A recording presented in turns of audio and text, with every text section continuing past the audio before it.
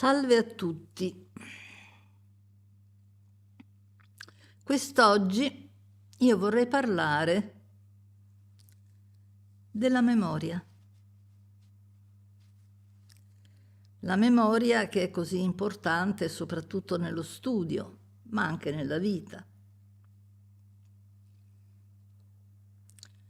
Nello studio è più palpabile, si capisce di più se c'è poca memoria o molta memoria. In parte è dovuta anche, al segno zodiacale a cui apparteniamo. Per quelli che sono molto scettici sui segni zodiacali, sull'effetto dei segni zodiacali sulle persone, vi dirò che anch'io sono molto scettica, nel senso che ho molti dubbi sui quadri astrali, cioè sulla predizione del futuro. Però, siccome non sono un'esperta, posso anche sbagliare. Viceversa, ho appurato che ad un segno zodiacale corrisponde un certo tipo di carattere, che non è identico agli altri, sia chiaro, però ha delle caratteristiche comuni.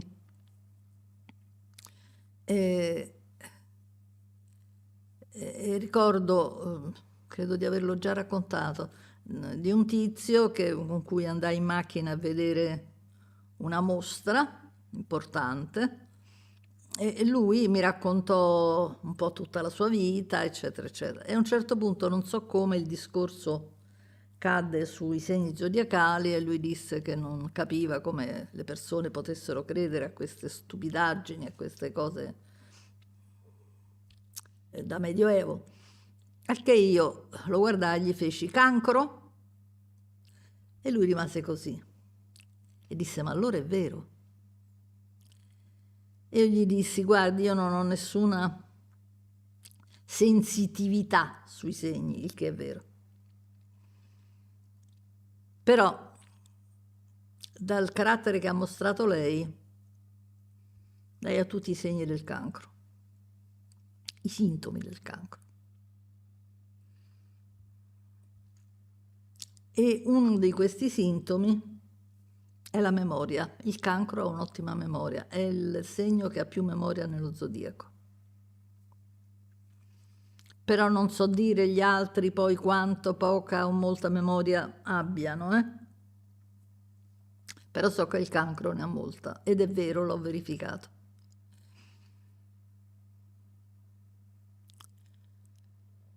Quindi la memoria deriva da un fatto personale, ma anche da un fatto di stato d'animo, perché l'ansia ci fa perdere la memoria.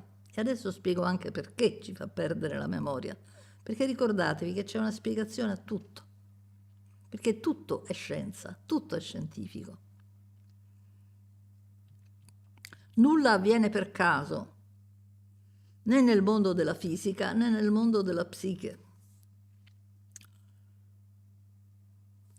Noi abbiamo una parte cosciente, vabbè, abbiamo pure una parte subconscia e poi una parte inconscia. Adesso lasciamo stare quella subconscia che è quella vicina alla coscienza, insomma, quella che sappiamo ma che non ricordiamo in quel momento, che però se viene sollecitata la sappiamo. Non so se io dico che Londra è la capitale dell'Inghilterra,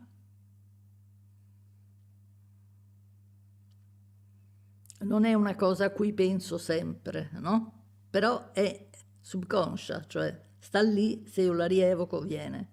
L'inconscio è quello che proprio non conosco, inconscio, non conosciuto.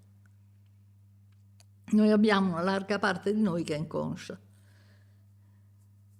e che deriva dall'infanzia, non deriva né dall'adolescenza né dallo stato adulto, ma deriva dall'infanzia, perché nell'infanzia noi rimuoviamo.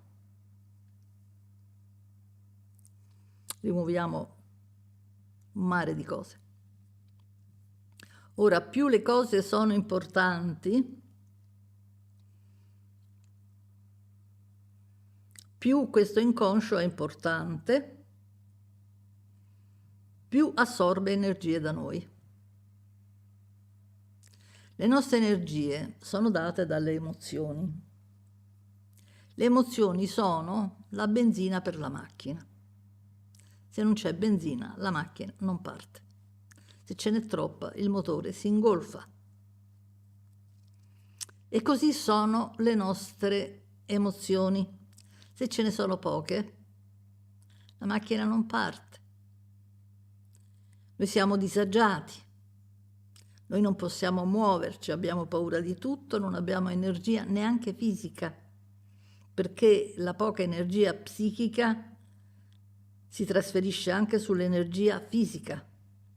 I cosiddetti depressi hanno poche energie fisiche perché ne hanno poche psichiche. Perché ne hanno poche? Perché hanno rimosso, perché hanno cancellato. E quando cancelliamo un ricordo doloroso dalla coscienza, noi togliamo il ricordo, ma togliamo anche le energie legate al ricordo. Per cui se cancelliamo troppo di noi rimaniamo con poche energie.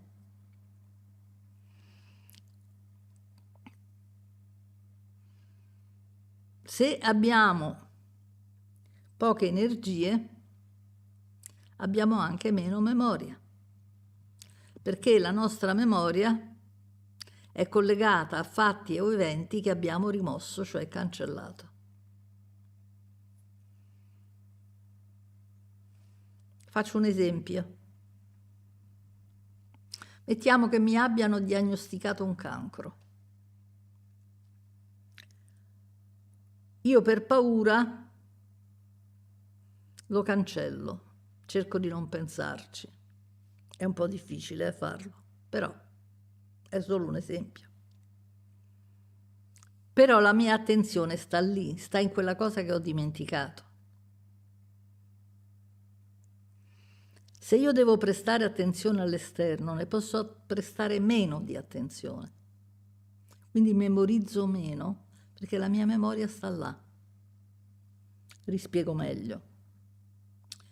Quando abbiamo dei fatti importanti rimossi nell'infanzia, noi abbiamo meno disponibilità di memoria nel momento presente, perché la nostra memoria è assorbita da eventi cancellati.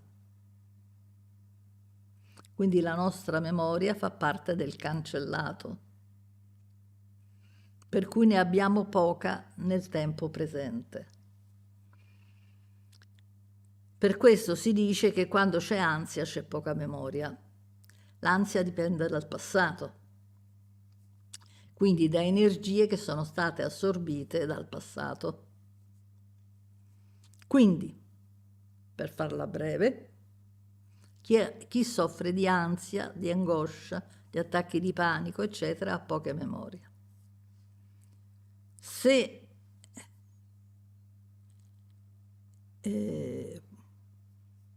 può andare a divangare quello che ha dimenticato e lo elabora, la memoria ritorna. Quindi la nostra memoria dipende anche da quello. La nostra memoria dipende anche dalla nostra età. Quando io ero giovanetta, io ho sempre letto e studiato molto. Io studiai che il cervello umano si formava a 13 anni. Oggi dicono che il cervello umano si forma a 30-35 anni, cioè finisce di formarsi, non che si forma. Ora capisco che è difficile stabilire quando si forma il cervello umano.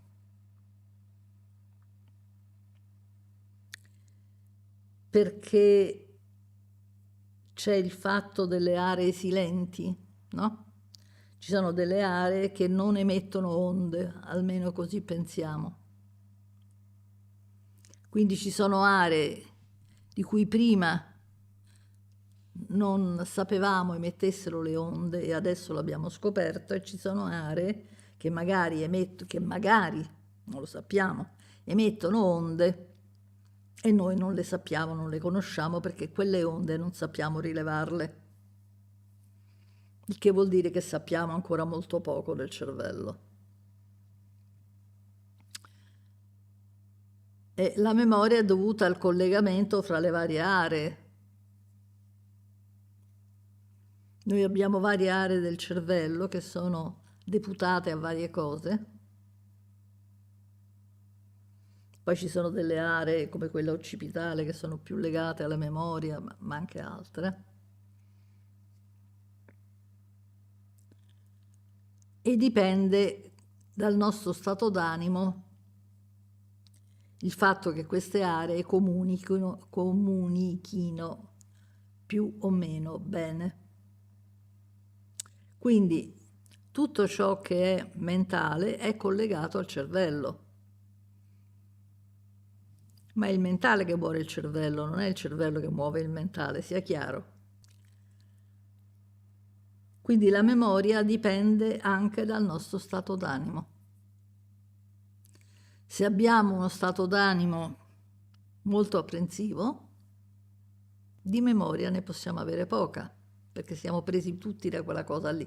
Se io ho un leone in giardino e lo cancello perché mi fa troppa paura, la mia mente rimane assorbita dal leone che sta in giardino, anche se non lo ricorda.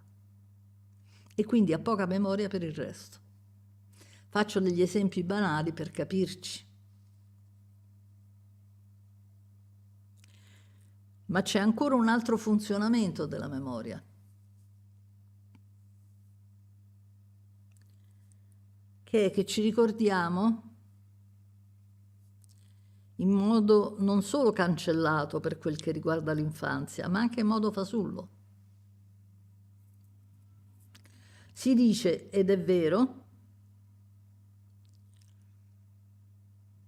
che quando muore una persona viene divinizzata, il che è vero. Quando muore una persona, tutti i cari, no, nelle scritte funerarie, tutti i cari, persona magnifica, eccetera. Magari quella è stata una carogna. Ora questo può essere fatto in parte per far vedere agli altri che la famiglia è una bella famiglia, la loro. In parte può essere fatto perché effettivamente, come muore qualcuno, i parenti dicono che è stata una brava persona, perché vogliono pensare di essere vissuti con una brava persona,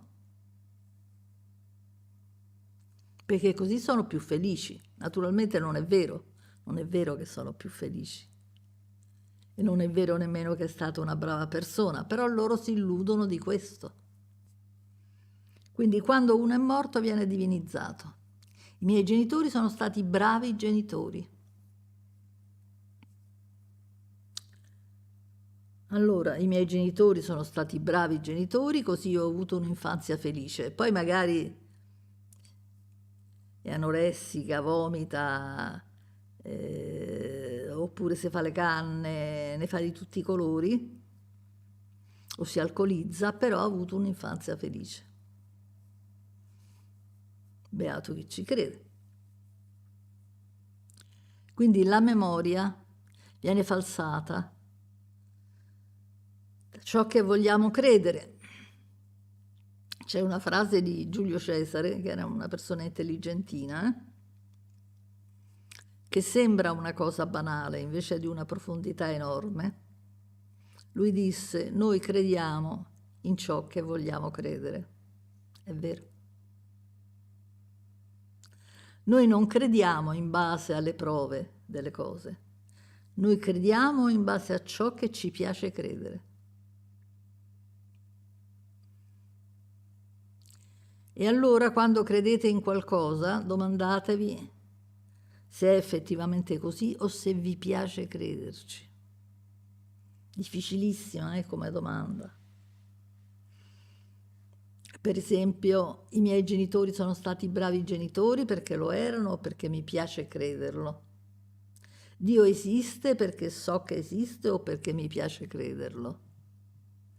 Nel mondo c'è giustizia perché è effettivamente così o perché mi piace crederlo, eccetera, eccetera, eccetera.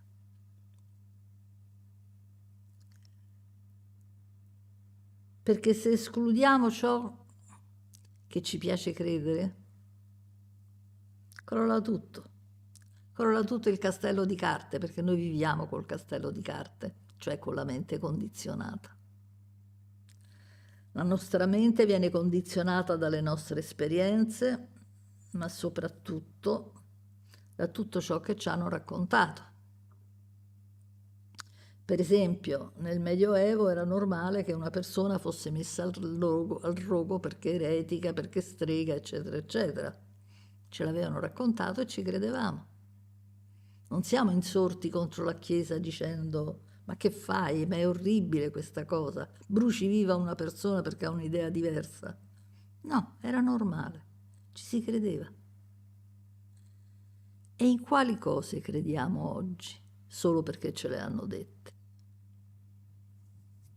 Questa è una delle domande che io mi feci da ragazzina,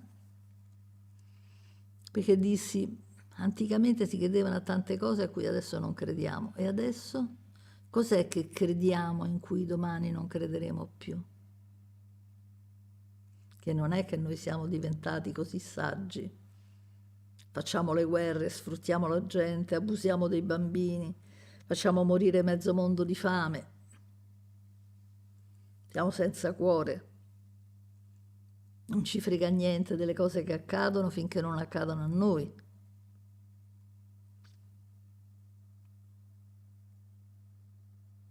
Non siamo così saggi. La memoria non è una cosa che segue delle regole, o almeno sono delle regole talmente complesse che non riusciamo ad estrapolarle.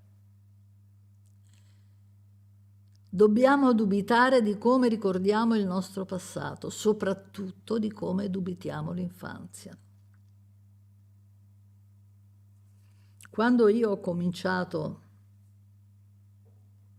a pubblicare gli abusi sessuali sui bambini da parte dei genitori, l'ho fatto dopo circa 5 anni che scrivevo, che facevo dei video, per non dare l'impressione che fossi una pazza risvegliata in quel momento.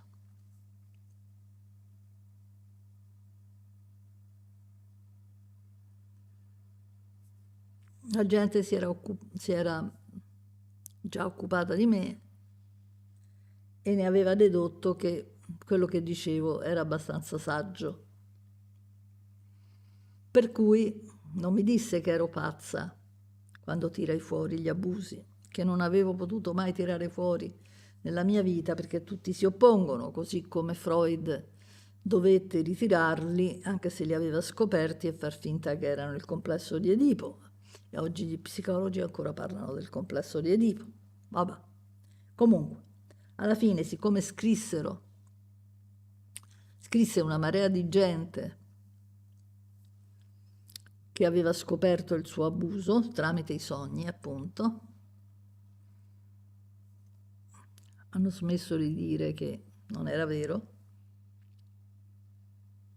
e la cosa si era un po' diffusa. Molta gente, cioè, aveva acquisito tramite i sogni una memoria che aveva perduto.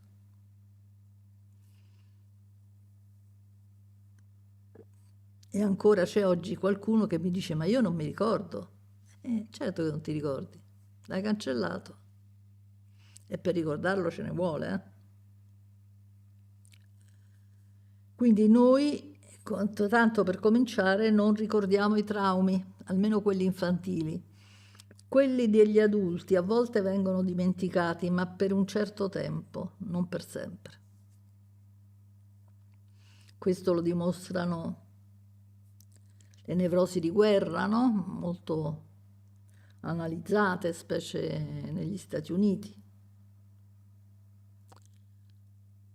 e spesso nelle nevrosi di guerra non ricordavano come erano stati colpiti, non ricordavano, perdevano la memoria, poi la riacquistavano.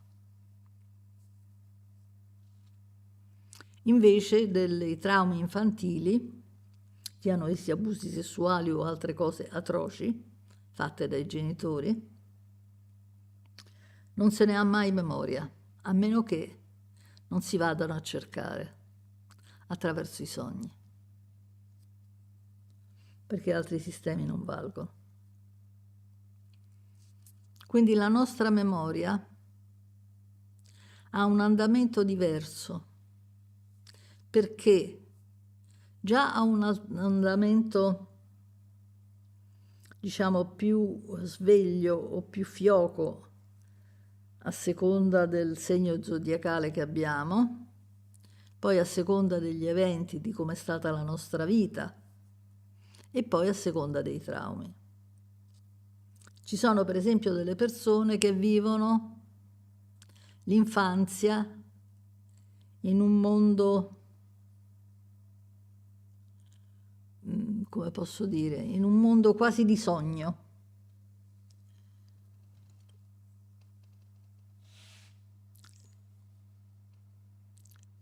Loro stessi lo dicono così, no? Cioè, io sono vissuta come in una bolla di sapone, il che vuol dire con poche emozioni dall'esterno, cioè con poche emozioni tramite l'esterno, ovvero non mi faccio colpire dalle emozioni, dai fatti che avvengono dall'esterno,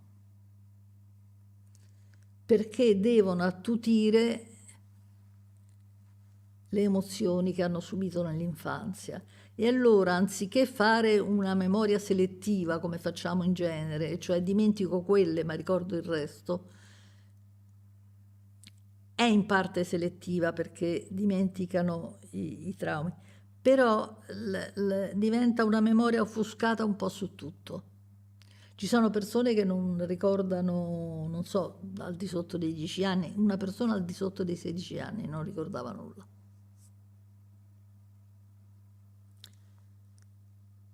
E diceva lei stessa, io sono vissuta una specie di sogno, cioè io dormivo in realtà, no? Io avevo tutto attutito, ecco, tutto viene attutito, la memoria viene attutita, il sentire viene attutito.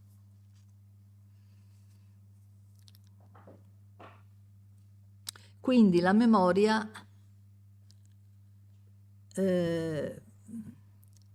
si mantiene non solo per un fatto costituzionale, cioè per come siamo portati a ricordare, ma anche per gli eventi che ci portiamo appresso dall'infanzia, ma anche nel presente. Delle persone anziane, infatti, spesso i figli dicono: mia madre o mio padre si ricorda quello che gli pare. Ed è vero. Cercano di cancellare tutto ciò che è sgradevole e di tenersi ciò che gli piace. Quindi c'è anche una memoria selettiva, inconscia naturalmente. Non lo fanno perché lo vogliono fare, lo scelgono inconsciamente, senza saperlo. Per cui pensate quanto la nostra memoria sia strana. Io ricordo, per esempio, facevo l'università, noi eravamo un gruppo di ragazze che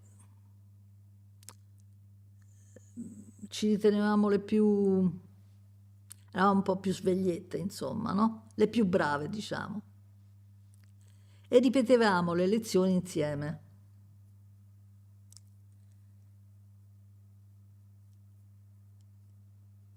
E questo, e anche lì nel gruppo eravamo, mi pare, 5 ragazze, c'era quella con più memoria, quella con meno memoria. C'erano un paio di ragazze che avevano più memoria di me. Io ritenevo di avere poca memoria, poi ho scoperto che invece avevo molta memoria. Queste erano molto più più brave di me sotto questo profilo. Gli bastava leggere una volta la lezione e la sapevano ripetere una volta.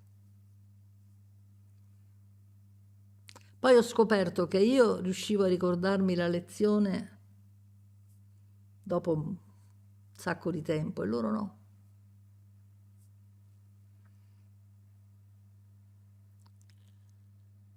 E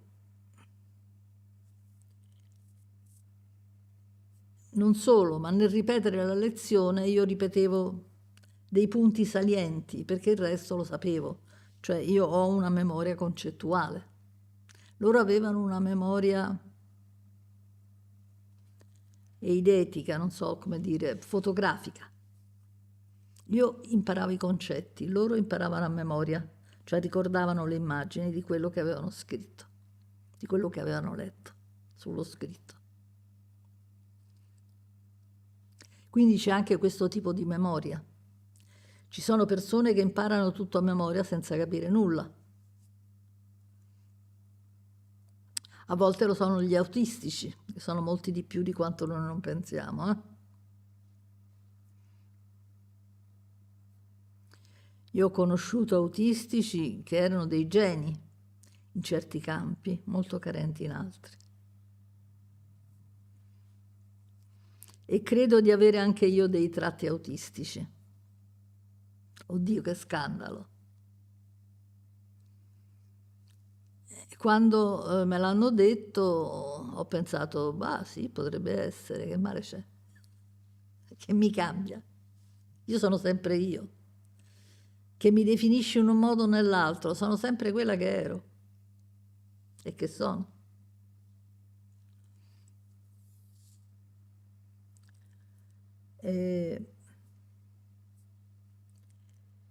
Non preoccupatevi se avete poca memoria, ma domandatevi se avete molta ansia, perché generalmente deriva da quella. E se avete molta ansia, la vostra ansia deriva dall'infanzia, sempre. Quando mi è caduta la mente condizionata, mi è caduta l'ansia. Perché l'ansia mi veniva dal passato. Il momento in cui ho capito quello che era successo nel passato, è cascato tutto il castello. E ho capito quali erano i pericoli reali e quali non lo erano. I pericoli reali era che potevo morire da un momento all'altro.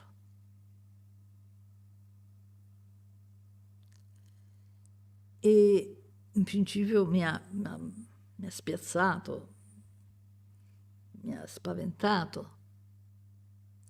Poi ho capito che cos'era la morte. È passata la paura, ma non l'ho capita qui, perché qui tutto può essere vero e tutto può essere falso. L'ho capito qui, sul cuore. E allora sapevo che era vero.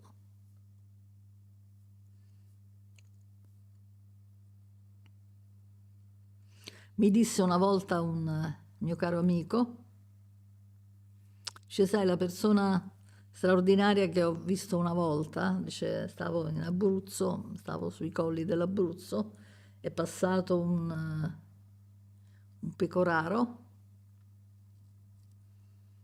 un pastore di pecore, mi ha guardato e mi ha detto, la vita è un passaggio, la vita è un passaggio. C'è quello, da guardiano di pecore, aveva capito tutto, quello che io neanche allora avevo capito. La vita è un passaggio, ma è un passaggio fra una vita e l'altra. Naturalmente noi ci siamo inventati che no, che la vita è solo questa, che poi dopo c'è il giudizio di come ci siamo comportati, per cui andiamo in paradiso a guardare sto Dio bellissimo che quando lo vedi sei innamorata, per cui non pensi ad altro, oppure vai in purgatorio dove ti bruciano vivo per un po' di tempo, oppure vai in inferno dove ti bruciano vivo per sempre, perché Dio è buono. E quindi ti mette sul rogo. perché è buono. Al che viene la solita frase: ma se era cattivo che ti faceva?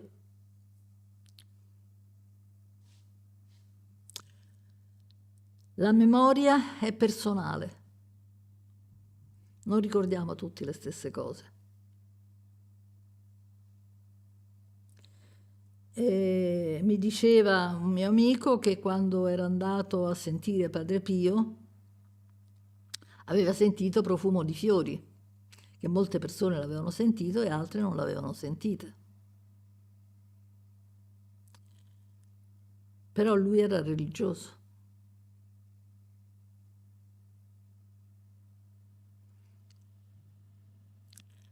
E ricordo che ci fu una Madonna in Sicilia, non mi ricordo dove, era una statua che stava in alto, sopra qualche chiesa Duomo, sopra qualche basilica, che aveva il rosario, lo passava da una mano all'altra e tutta la gente sotto l'aveva visto. E anche conobbi una ragazza che l'aveva visto, ma lei non è che stava tanto bene, eh? E poi conobbi una persona che c'era stata che disse: io non è che l'ho visto, ma è che a quella distanza, alta come sta, non si vede proprio. Cioè, ognuno ci vede quello che gli pare, ed è vero, ognuno di noi vede quello che gli pare. Infatti la Chiesa non confermò il miracolo. E se la Chiesa non conferma il miracolo vuol dire che c'è la prova che il miracolo non c'era, perché ne ha passati tanti di straforo. Quindi la memoria è un fatto soggettivo, cioè di carattere, ma anche di storia personale.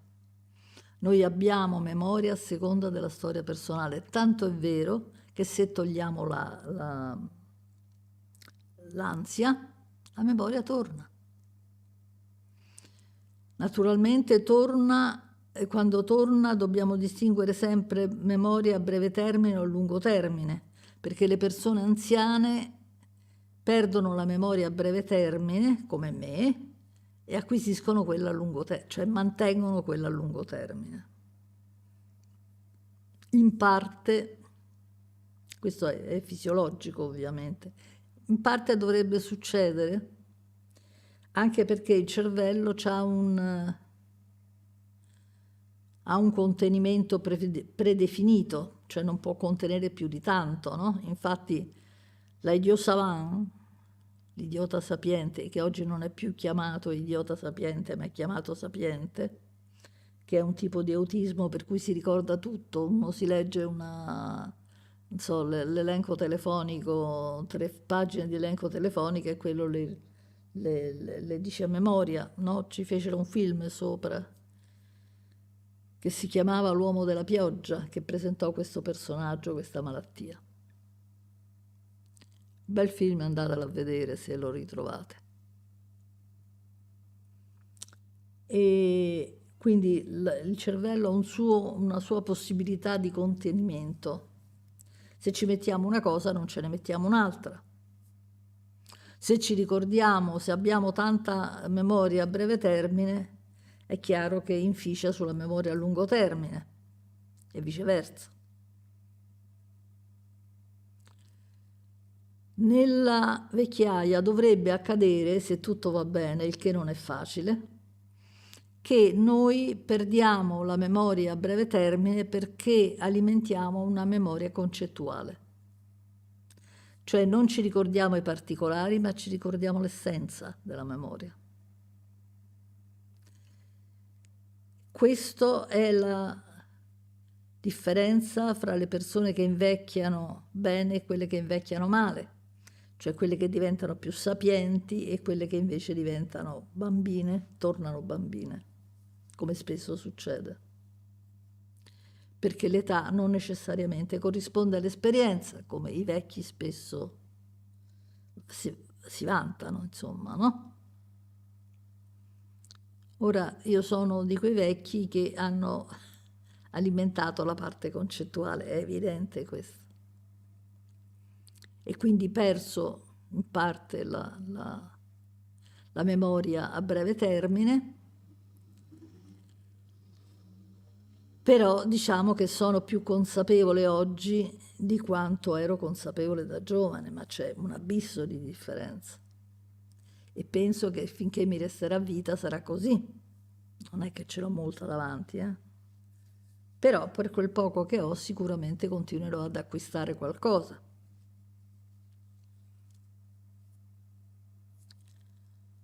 E quindi non è importante tanto il ricordare quanto il capire. E dirò di più, le persone che perdono molta memoria o hanno molta confusione, come l'Alzheimer, eccetera, spesso non hanno brillato neanche prima. Più volte, io non ho una esperienza in genere da poterlo affermare con sicurezza, è un'ipotesi.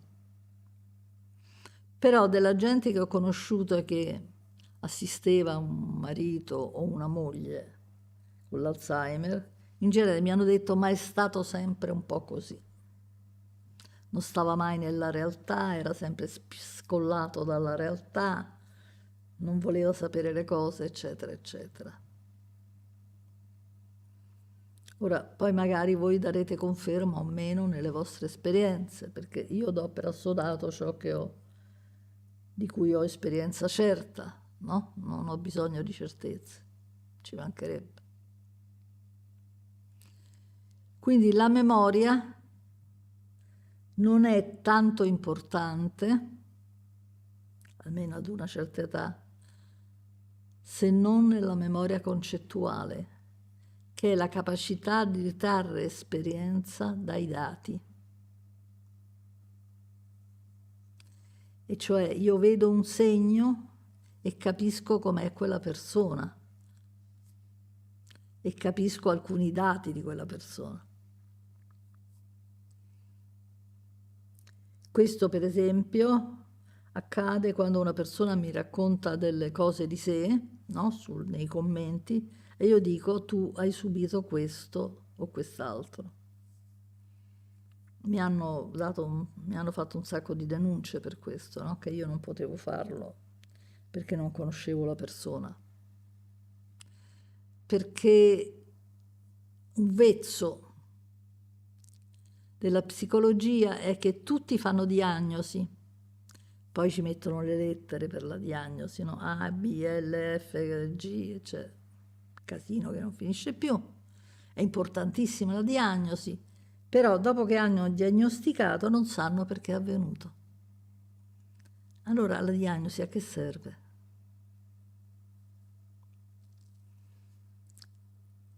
In realtà la diagnosi non serve a niente, perché la persona basta guardarla, basta parlarci per capire se le è accaduto qualcosa di serio o meno.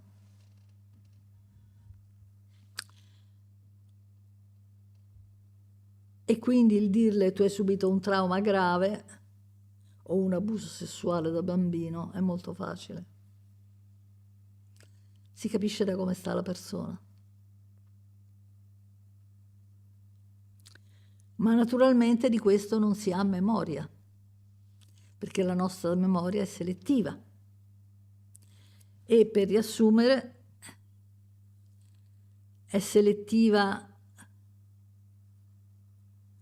non solo a seconda del nostro carattere, del nostro segno zodiacale, del modo in cui siamo vissuti, di quello che abbiamo occultato e del desiderio che abbiamo avuto di disoccultarlo, cioè di comprenderlo, di saperlo, di conoscerlo. Quindi la memoria è suscettibile di grande cambiamento quasi sempre. Un saluto a tutti.